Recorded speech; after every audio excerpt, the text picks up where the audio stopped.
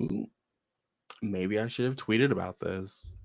Maybe I should have promoted this a little bit more than just throwing up the...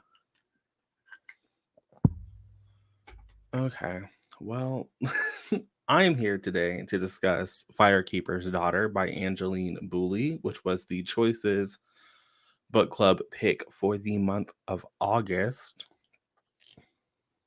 Gotta say, was not the largest fan of this book. Let me go ahead and tweet this out because definitely didn't do that. So I gave it 2.5 stars for those who are tuning in to the replay because I just didn't think that it was a thriller. Hello, Kelsey. How are you? I am, as usual, behind. So I'm just going to go ahead and let me see here. How do I want to do this from my phone? I've never done it from the phone before. If I do that, is that what's going to work? Okay.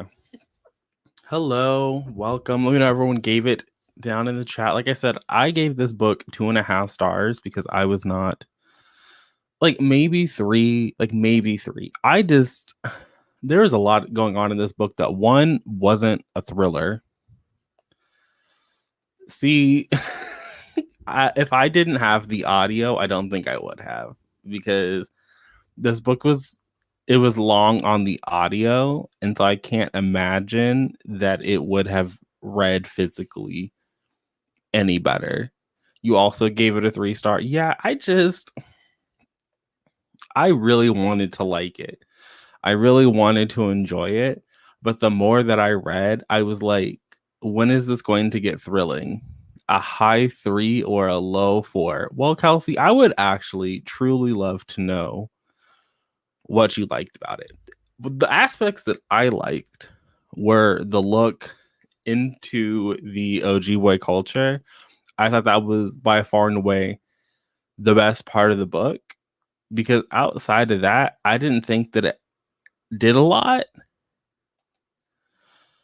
See, I can't say that I don't have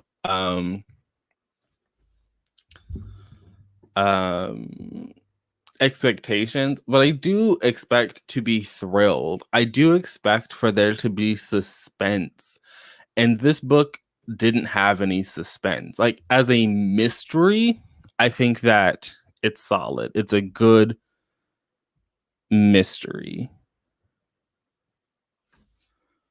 But outside of that, I didn't think that it was good. If that makes any sense. Like, as a mystery, it worked. It was solid. I was like, okay, yeah, clearly something is going on here and we're going to figure it out. But to me, a thriller is not only supposed to have a mystery aspect, but it should have it should ratchet the tension. I should read the book and the suspense level should be raised. And she spent the entire first 25% in the audiobook just walking around town, meeting the boy, her friend, stressing about school. And then for the other 75% was the investigation into the meth ring. It was what is going on here? And I almost want to say that Lily kind of got pushed to the back. And I was like, but sis, that was your friend. Without her being murdered, you wouldn't even be investigating this meth ring. You got the book of the month edition. You rated it 4 stars. The culture was the best part. That was the only good part. I do think that the mystery aspect was handled well. I think that she set up the clues. She gave you all of the reasons. It was well integrated into the story, but it just dragged on for I think this book is 400 pages physically, and I felt every page in the audiobook. You think it came with big... Exact. Okay. I was told, and even today, I want to say because it's been on the New York Times bestsellers list now for 20 weeks. So it's 5 months. Congratulations. But even today, they're talking about it being a thriller. And on Instagram, they're talking about it's a groundbreaking thriller. And it's not. To me, it's just not. It's not. I'm sorry. And I think that part of that is you just can't have a thriller be 400 pages. You can have a mystery be that long because the mystery was fine, but it's not a thriller. It's just not a thriller. I'm sorry. I also think that there was aspects almost 500 pages. Yeah, you can't have a thriller be almost 500 pages. Where's the tension in 500 pages? That's even worse because 100 of those pages has nothing to do with the mystery or the thriller aspect, because the first part of the book was simply, like I said, like them wandering about town and like talking to their friend and like all of these things. So it's not really until almost 200 pages in that somebody is dead. And then that person that's dead, it's not even like, oh, we're going to find the killer. It's like, oh, we're going to look for this meth ring. But even when they were looking for the meth ring, it wasn't like, oh, I'm looking for the meth ring, which I kind of appreciated because Donis was in no way, she was no way qualified to bring down a meth ring. And so I liked that the aspects that we saw of her looking into the meth ring were her on Duck Island, looking at the mushrooms, categorizing the mushrooms. But even that, it was like so detailed that I was like, okay, we get it. Like you go to Duck Island every day, you look at mushrooms every day, you do this every day. So like even that was kind of like a little bit repetitive, but at least she was staying in her lane. She was in the lane that she needed to be. Yeah, I don't think I could have got through this because there were definitely aspects to the OG boy culture and to their like the language that I just would not, I would have been skipping over words, and I didn't think that would have been beneficial to the story. So I did like the audio because I knew what they were saying and I understood one how to say it. Not that I could repeat it back to you, but I understood what they were actually trying to say. And so I felt like I felt the significance a little bit more than if it was like, okay, so that word I skipped meant this. You didn't listen to the audio, probably. I can't imagine reading this physically. You're a very character-driven reader, so you appreciate having the time to connect with the characters in the daily life before the true plot started. I like characters, but what I don't like is having me become attached to characters that overall have nothing to do with the plot of the book. So Lily had nothing to do with the plot of the book. She wasn't like a motivating factor. She wasn't like, I don't think that you should kill a character and then have other characters in the story be like, oh, I'm going to avenge her. But it's like Lily got shot in the face and then Lily was gone from the story. Like that entire part of the book with Lily had literally nothing to do. And I don't think it had anything to do with me getting connected to Donis either, because we spent so much of the book just with Donis. Like it wasn't, I know that she had that relationship with Jamie, who was like, I do think that of all of the unrealistic aspects of the book, I think that Jamie to me was the most unrealistic, because Jamie was 22 years old and in the FBI as an undercover agent. And I'm not an undercover agent with the FBI. Okay. I don't think that that's true. I don't think that's like accurate. But so in order to be in the FBI, I thought you had to have like previous law enforcement experience. Like that was just, I don't know why I thought that, but I thought you did. But in lieu of that, that would mean that this man graduated from university at what, like 5 seconds ago, and was somehow already in one undercover operation that went south that left him with that scar. So that meant that it was recent enough for the scar to actually be a scar, but whatever. And then now he's on a separate undercover investigation, even though the first one went poorly, and he's 22. It was weird. And I understood that, like, I guess he had indigenous, I think he was supposed to be Cherokee, he said. And so did Ron. Like, I understood, like, that's why they were in the little Upper Peninsula in this little investigation, because they were indigenous and they were in the FBI. And so I guess in that aspect, like, how many indigenous FBI agents does the FBI have in 2004? I don't know. I'm assuming not that many. I'm going to go on that limb and say there's probably not that many indigenous FBI agents, period. So, like, it was slim pickings. But I also just thought it was weird because he was supposed to be in high school, but the team that they were playing for wasn't like the high school team. It was just like a regular team, but it wasn't. It was weird. I understand it. I didn't like it. I thought that was by far and away the most unrealistic, just because he was 22. I do think that you could probably pull off being 22 in high school, depending on like who you are. It's like that part wasn't unrealistic, but it was more like he was 22 undercover in the FBI for at least 2 missions. But it was like, when did you have time to do anything? Because even if you just graduated from high school, like, how did you went through all the training and now you're on your at least second operation? It felt a little fishy. If I guess but then he didn't go to college because then, well, no, because then at the end of the book he was in law school, so he definitely went to college. It was weird. That's what I was saying. That's what I was like. This this is the only part of the book that I thought was unbelievable. I thought his entire story was stupid. Didn't like him at all. I also need to touch on the fact that this book, I don't understand why people liked this either. Because I was, like I said, 2.5 stars, maybe 3 if I was feeling really generous. But I could also round down to a 2. I could really easily round down to a 2. This book is set in 2004, which I'd believe it if they were already in college. Yeah. And the book not being set like fully adult also hindered my enjoyment because Donis was 18, turned 19 over the course of the story. The other main character, Levi, well, he's not really a main character, but her brother Levi was also essentially 18 because they're like 3 seconds apart. So it's like, if we just aged them into college, it would have felt a little bit better.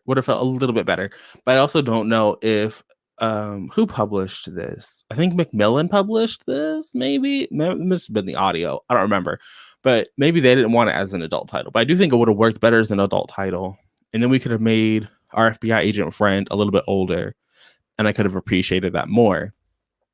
See, I still don't think that Lily was motivating, but I'm happy that you do.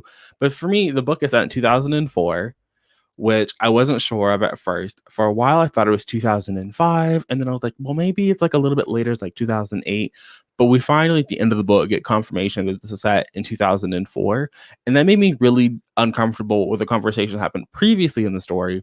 Because when, I think it's at the very beginning, when they're doing their little walkabout town and like the first 150 pages, like maybe 200 pages, and Donis is with Jamie, and Jamie is talking about how he doesn't know who his community is, and he doesn't know like where he belongs in the world. She's like, well, some people think it's just as easy as taking a home DNA test. And I was like, but this is set in 2004. And so I had to do some Googling, and 23andMe was not a thing until 2006. And Ancestry.com didn't introduce Ancestry DNA that I could find in their little at-home kit until 2012. And there was a MyHeritage thing that was also founded a long time ago that I've never heard of today, but apparently was around in the early days. But they also weren't doing at-home DNA tests.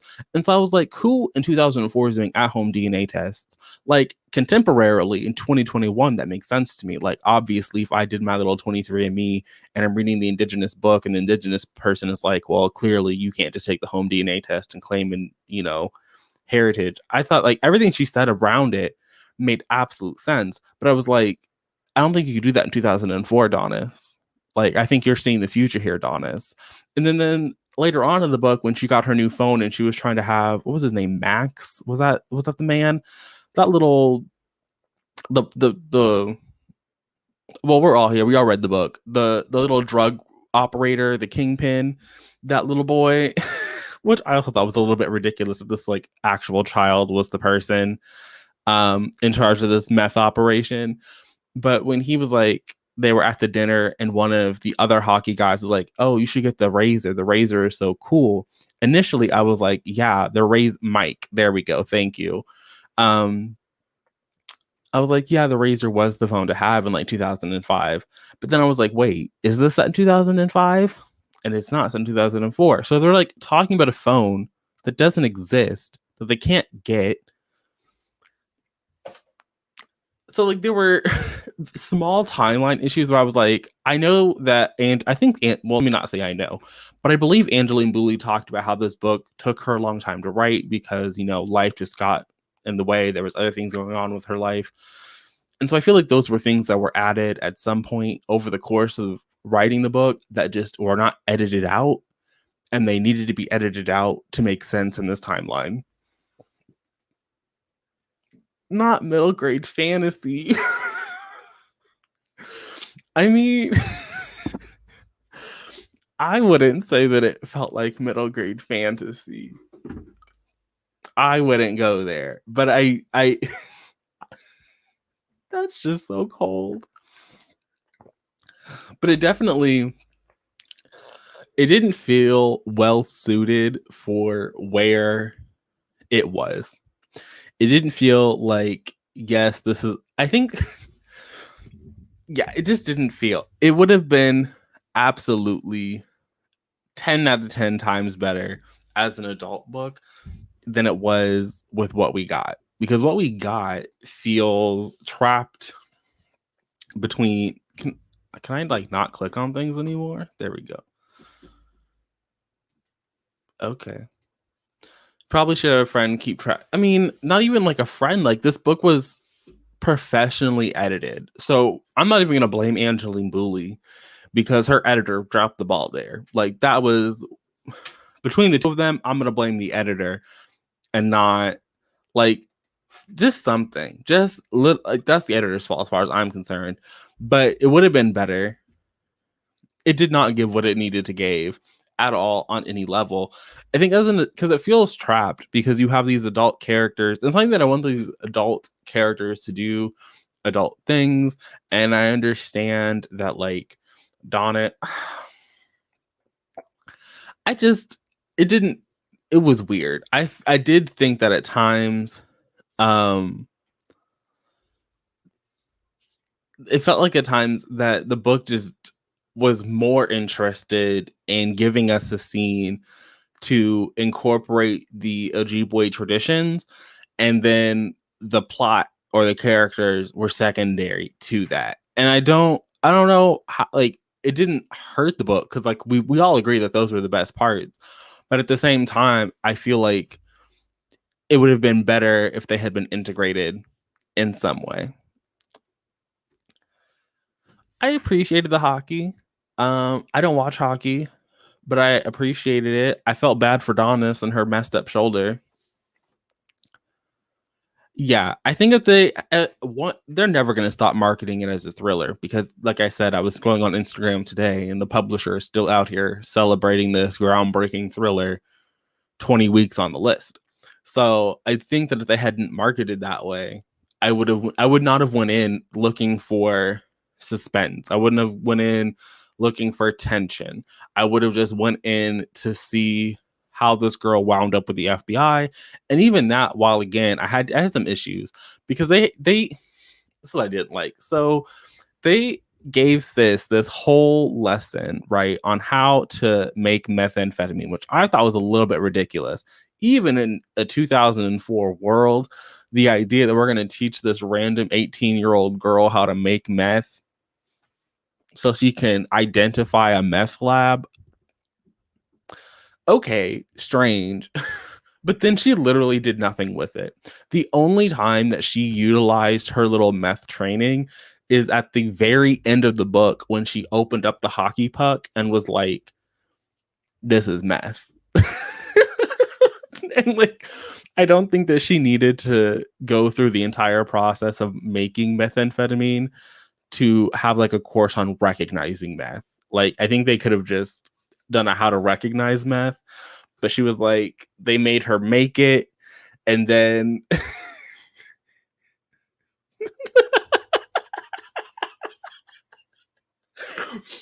my favorite part of her making the meth was when she compared the meth that she made to the meth that Jamie made and was like, my meth was better. And then at the end of the book, she did the same thing. She's like, yeah, my meth was better than this bullshit throughout her selling. I could definitely make more money than these idiots.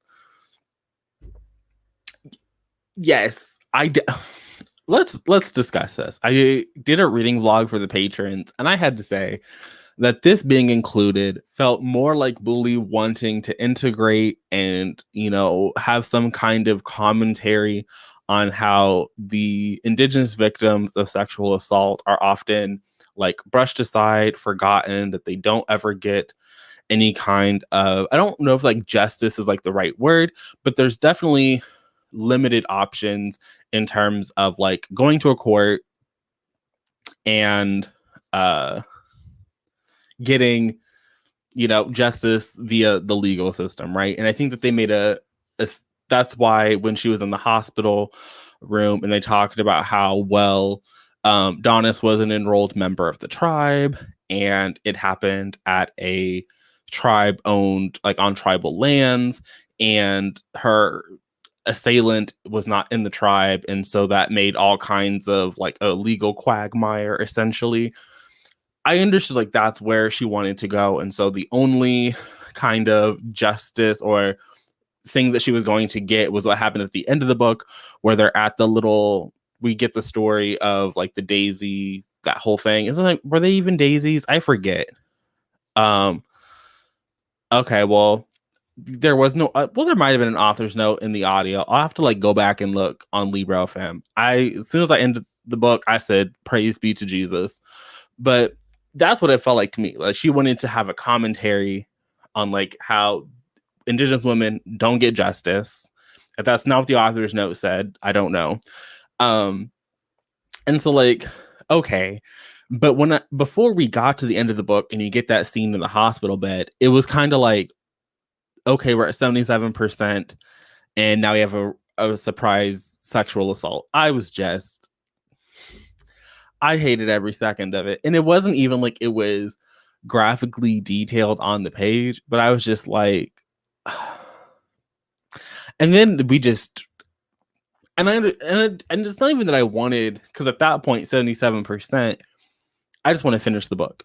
So I don't know if I wanted, like, protracted scenes, like, from those hospital, like the hospital bed scene moved up.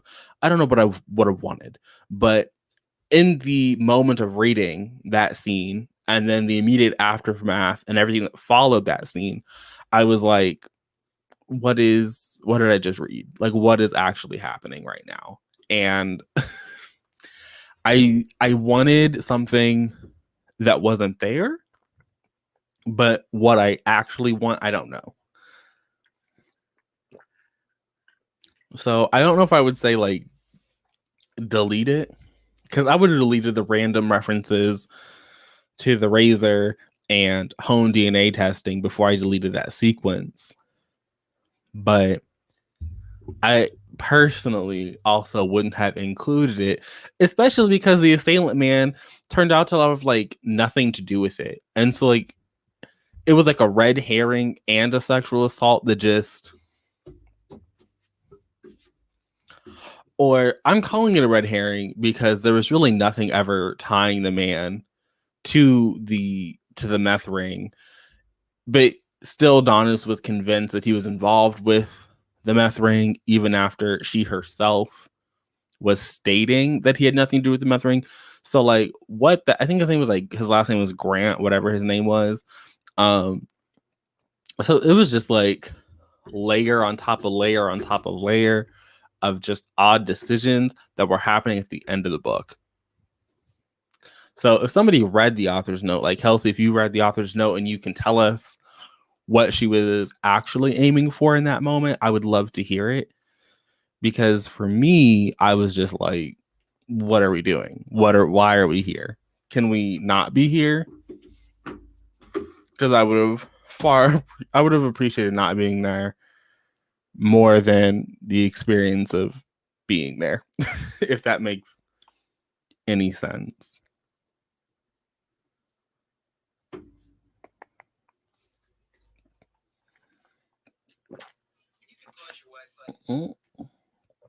Okay, I'm not missing anything. Wanted to make sure.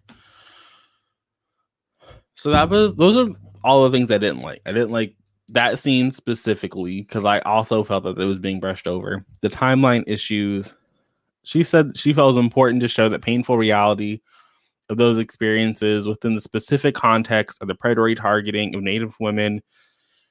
Okay, so it's exactly what I thought it was. I mean, I didn't think about it in, like, the context of them being specifically targeted out before we got to the scene in the hospital bed. And then when I got to the hospital bed, I was like, okay, like, sure. But if that's what she wanted to do, I would have well, that man was a creeper from the beginning. Like, when he was introduced, like, we saw the creeperness. I don't know. I'm not going to tell Angeline to take it out, but it didn't. until the scene at the hospital bed, it wasn't working for me. So I do think that it ultimately came together.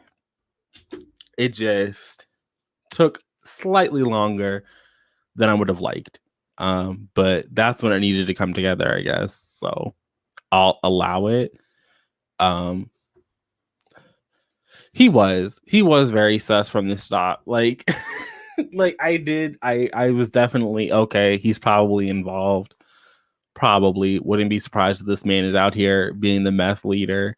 But then when she started ruling him out, I was like, you know what? That also makes sense. You're making some very valid points. And then he was a surprise rapist. Like that's the part that I almost wish that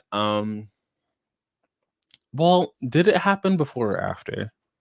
I can't remember if she came to the realization that if he was donating the pucks, then he would have made more of like an announcement about it before or after the assault. And I'm not gonna reread and find out. But if she did come to that assumption before, I don't know. I just that entire sequence at the 77% mark, I personally could have lived without. But obviously Angeline disagrees, and it's her book, and it's been on the bestseller list for 20 weeks. So one of us is doing just fine, and it's not me. So she clearly can do whatever she does need to do. I do hope though that her next book is an adult title.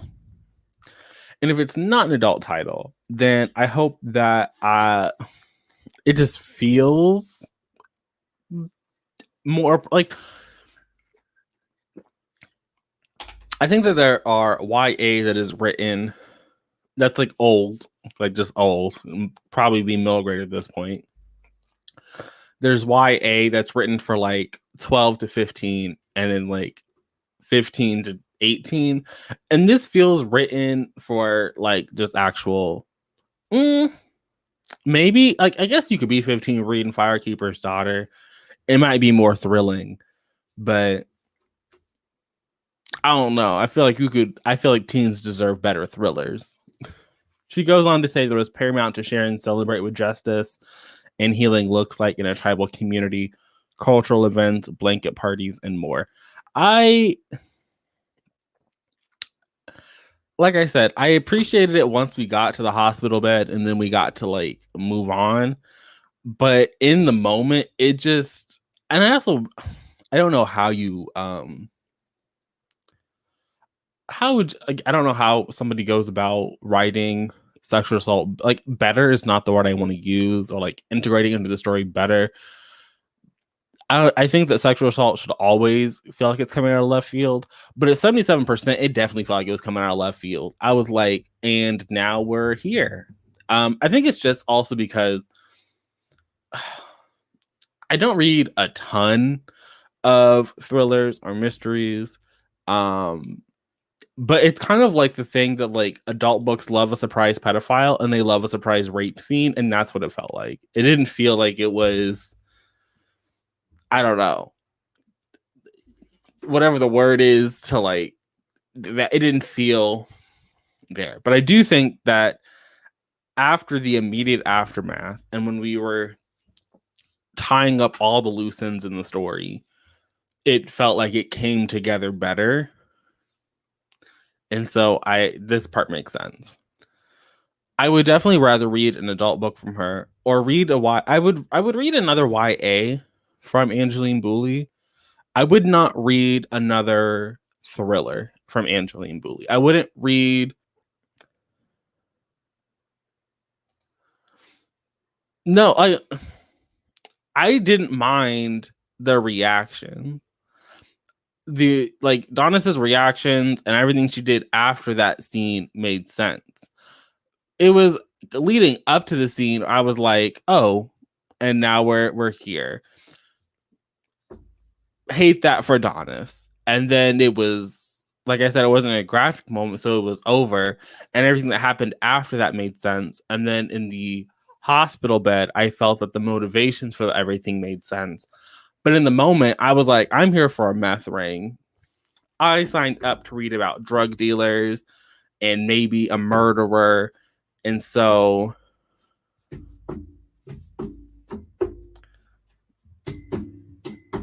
That's what I'm here for. I'm here for murder. But I hate that for Donis.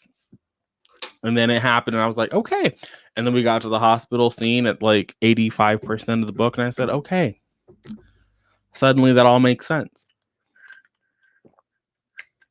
Another thing that did not work for me, on a little bit of a lighter note, is the relationship between Jamie and Donis, because I never thought that they made sense at all. I also thought that their little romance went from like not quite enemies, but like to lovers, or like to fake dating to lovers. And they went from fake dating to lovers very quickly. And for Donis, I could understand because she was younger, but Jamie was an older person, and so hated that for hit. Like it is that didn't make any sense. But much like What If It's Us, I think that they ended the story in a perfect place for them because they had no business being together. I didn't like and I thought that it was weird that the book spent so much, like, the book, it almost felt like they wanted to spend time with them two together, but at the same time wanted to spend no time with the two of them together. And so I felt like at times we were getting a lot of their dynamic, and we're getting a lot of their dynamic and their character growth, and then it was suddenly like, yeah, no, we're not doing that anymore. And then you had like Ron, was that his name? Ron, like the other FBI agent in town who had like taken over being the chemistry teacher or biology, whatever that man taught. He was like, oh, you guys can't really be together. I was like, okay, like, I understand that's not professional, but is that it? Like, it was like, and it didn't. I didn't think he was really looking out for Jamie, and I didn't feel like he was looking out for Donis. And so I was like, Ron, what is your motivation here? He really can, because he gave nothing. He was bland, isn't the right word, because he was semi interesting in like his own journey, but I couldn't bring myself to care about his journey and Donis. And so for me, I was like, these are just too conflicting. They're not giving what they need to give.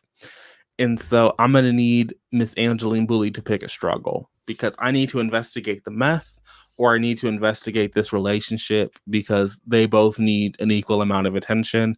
And I think that almost to a degree, that the meth investigation suffered, because Donis was never really sharing everything with Ron and Jamie, and Ron and Jamie shared practically nothing with Donis. And so I was like, how are the three of you actually supposed to be working together when that's never the case? Like, they hardly exchanged meaningful information with one another.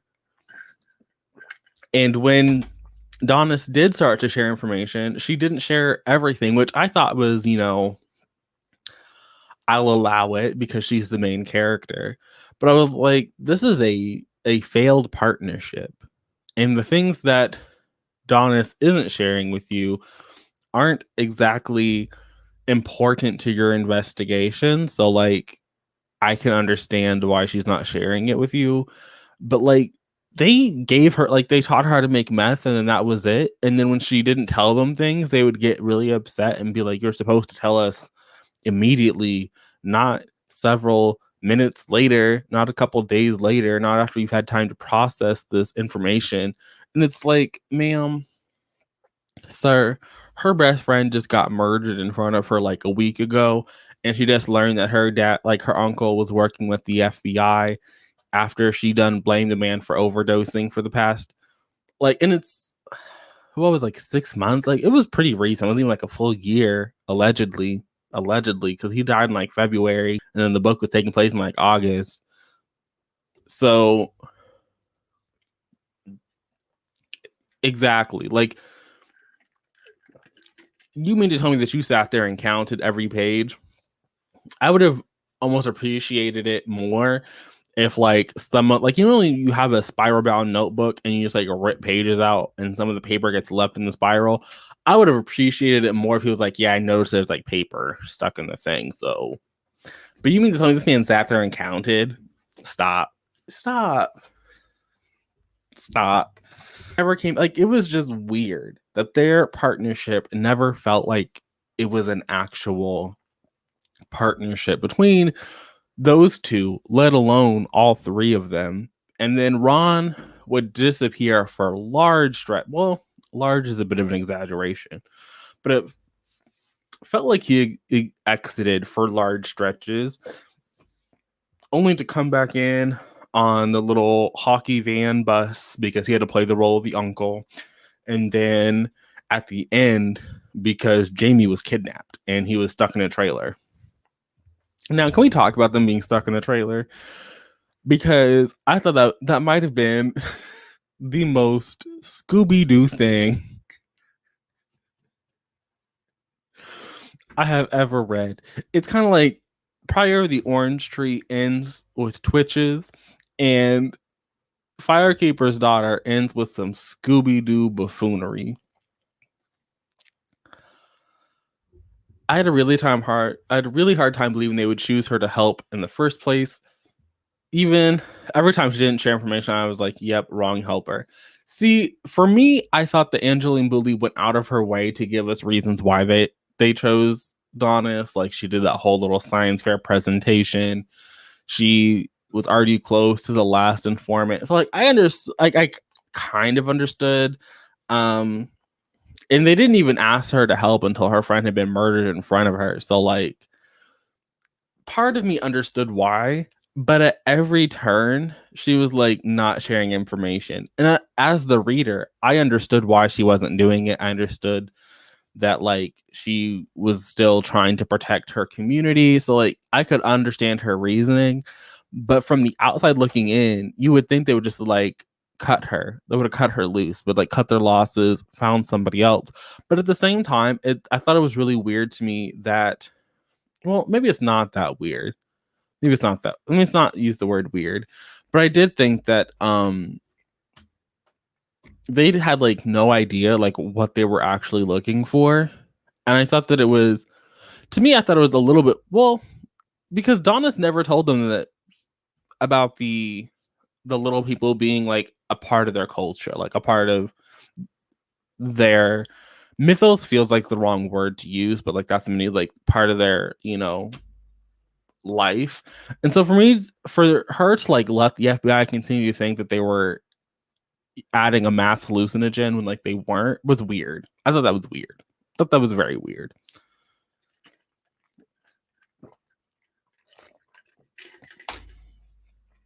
Like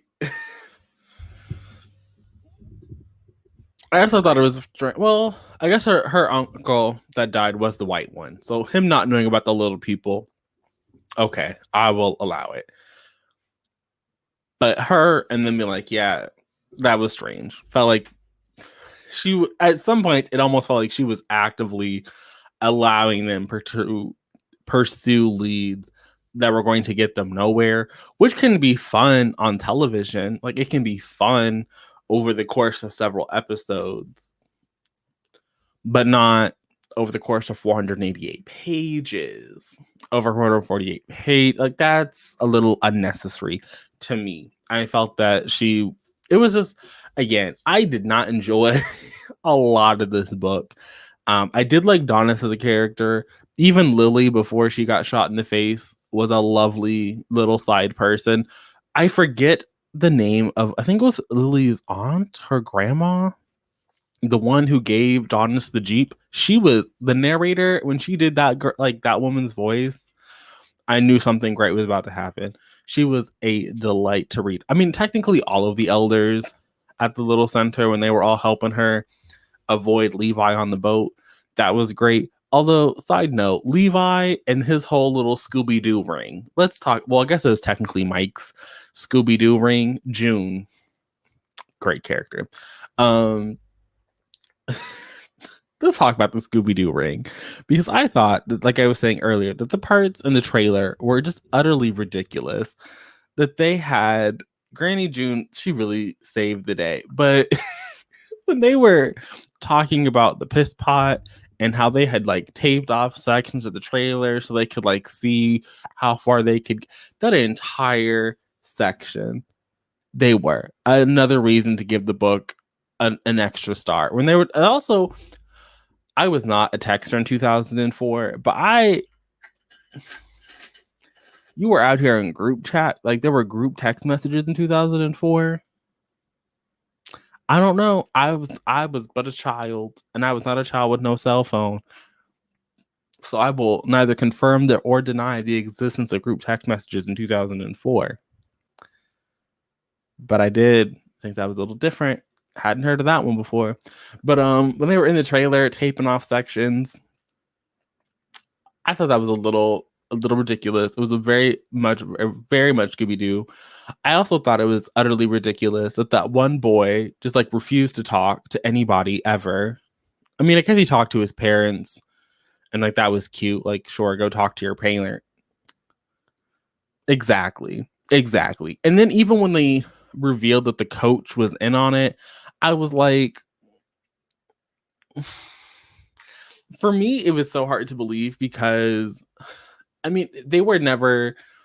No, I think that Levi and his mom were pretty much detailed as rich, like as rich as you could be on the Firekeeper side.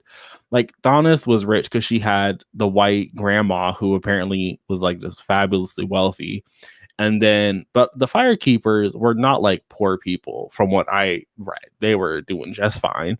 I mean, I'm gonna say not just fine, but like compared to like how everyone else was being described, the Firekeepers were at least middle class. But Levi was out here already wealthy even before he got in on the drug ring, buying himself all kinds of cars and shit. And then he got put on the drug ring because what? He was bored. That was just, I think that the group involved needed to be more than just like, oh, it was the coach and Mike. But at some point, I felt that the group of people in the ring there were just a little bit too many people. And I felt that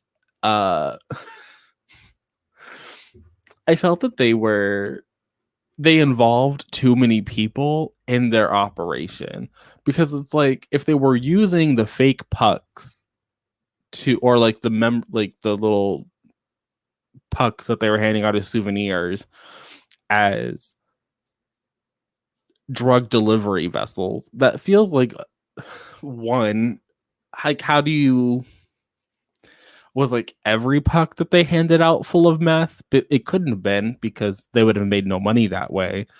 But also, how do you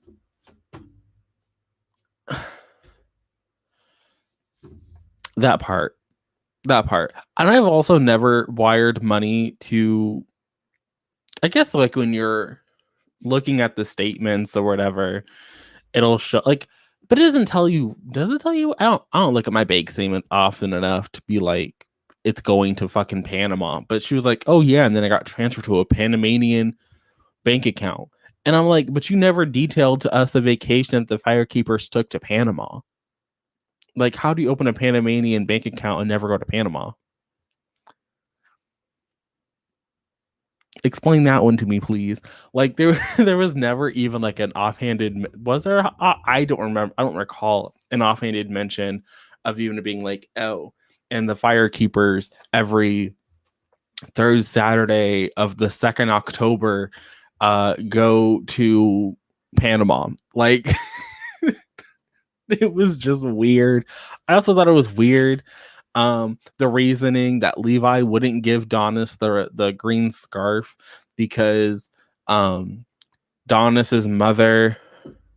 Okay, I thought that they gave like a person. I don't realize it'll be like this person in this location. But oh, the green scarf was bought by Donis's mom, and so my mom always felt bad because he didn't really love her. And it's like the stories that he gave us about his mom and Daddy Firekeeper, never made sense to me, because either your mom and him were in love with each other, or your mom purposefully targeted him because he was drunk at the bar. Like, the two things cannot be congruous. So either Daddy Firekeeper wanted to be with your mom, or your mom trapped him, got him, saw that he was drunk at the bar and hopped on him, and then she was pregnant and he was like, well, I guess I'll be with you because I can't be with my other baby mama. Like, none of the things about Daddy Firekeeper were adding up to me, and none of the things about Levi's mom were adding up to me. And I was just like, just give her the fucking green scarf. I hope that Donis wears that green scarf every day for the rest of her life. Every day. Every day. See, at the end, when he was like giving all that information, it felt toxic. But before that, it wasn't like they were just an average person and then Daddy Firekeeper died. Like, is Daddy Firekeeper like, was he like that person in the tribe? Like, everybody's wanted Daddy Firekeeper. Like, could nobody keep their hand? Like, that's the part that I was like, this is a little bit unnecessary. And also, like, her and Levi are so close in age that it was almost laughable for me to be like, it was too much. It was too much. It was too much for me personally, but clearly wasn't too much for other people. I don't remember them. I also don't know. I've never tried to create a Panamanian bank account because I have no reason to have a Panamanian bank account. But based on the bank accounts that I have opened, I've had to be there in person. So I would assume that to open a Panamanian bank account, you would have to go to Panama. Like, when they had the Canadian bank account, I was like, okay, I guess that makes sense, because these people to be bopping back and forth across the border all the time. So bop on over, make a bank account. Like, that one made sense. But it was like, oh yeah, the Canadian bank account was transferring money to Panama. I was like, okay. And then he had like hundreds of thousands of dollars. And I was like, okay. And then he didn't even like run away or anything. He just kind of, it was foolishness. Then it, like, the entire, like, when you look at the actual end of the book, it kind of like does fall apart a little bit. And you hate to see it, but I guess it is what it is. I also thought it was ridiculous. Didn't Levi also like refuse to testify, and then the coach was going to testify against Levi? And I was like, you want me to believe that this grown ass man was taking orders from Levi Firekeeper? Is that what I was supposed to be reading? Or did Mike? Because Mike hadn't come out of hiding yet. Mike just like got off totally scot-free, skipped town, bounced, was doing God knows what, God knows where, with God knows who. So you kind of hate to see it. Maybe the sequel is them hunting down Mike. Although I don't want that book. I don't want that book. Please don't write that book. But it has almost been an hour, so I'm going to start wrapping this up. I think that I've talked about everything that I thought was a standout to me. If there's something that you guys read that you don't think we've discussed enough, feel free to put that in the chat. We can discuss it. Just as a reminder, the September pick is Yoke by Mary H.K. Choi. It is the third and final book, well, her third and final novel that is out. This one is a pretty heavy book. Our main character, Jane, I think it's Jane. Yes, Jane is the younger one. She does have disordered eating. So that is thoroughly discussed over the course of Yoke. So, oh, I mean, it was, but like, I thought it was the way that he just skipped town. I thought was a little bit. I'm gonna go with the word unrealistic. I was like, this man would like where in 2004. Stop. I mean, clearly people were getting away with murder in 2004. There are plenty of episodes of Cold Case to show us that. But I was just some things are a little bit too on the nose. I felt that one was one of those moments where I was like, this just is, it didn't click for me, because I thought it was foolishness. In a world where you want me to believe that the FBI had this tracking GPS device that you could turn it on and off in the watch, but we can't find this mic. Stop.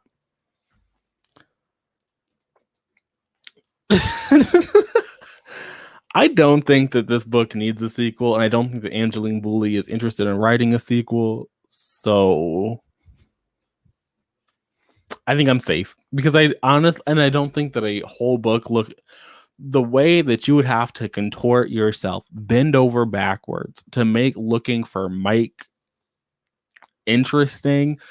I don't know. I mean, he was like a 17-year-old that came up with this intense drug operation and was blackmailing all kinds of adults. Like he blackmailed David. That was her uncle's name, right? David. He blackmailed her. He blackmailed the coach. Like he was doing too much for 17 years old, talking about I'm gonna get away and run away and never be found. Just foolishness. I'm excited as well. We already read my favorite Mary H.K. Choi book, so I'm a little bit less nervous about reading this one with the group. But yes, this is very. I want to say that I know that Jane has disordered eating that's very detailed on the page. Like you can, if you have any issues reading about people with the disordered eating habits, like body image issues, this is not the book for you.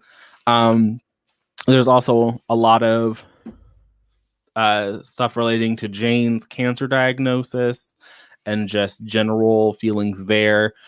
I think there might be some talk of debt in this book, not like it was in Permanent Record.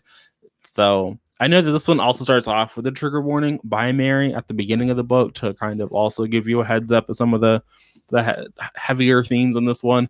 So, but also this does have one of my favorite love interests, Patrick. Patrick is the moment I'm very excited to read more about Patrick. You have Yoke for the Magical Readathon, so it's going to be read and you're looking forward to it. I'm looking forward to rereading this because I enjoyed it a lot the first time around, and I'm probably going to enjoy it just as much the second time around. So love that for me. This one's also pretty long. It's 390 pages, so this is your first Choi. Oh, this is I feel like Mary H.K. Choi is definitely this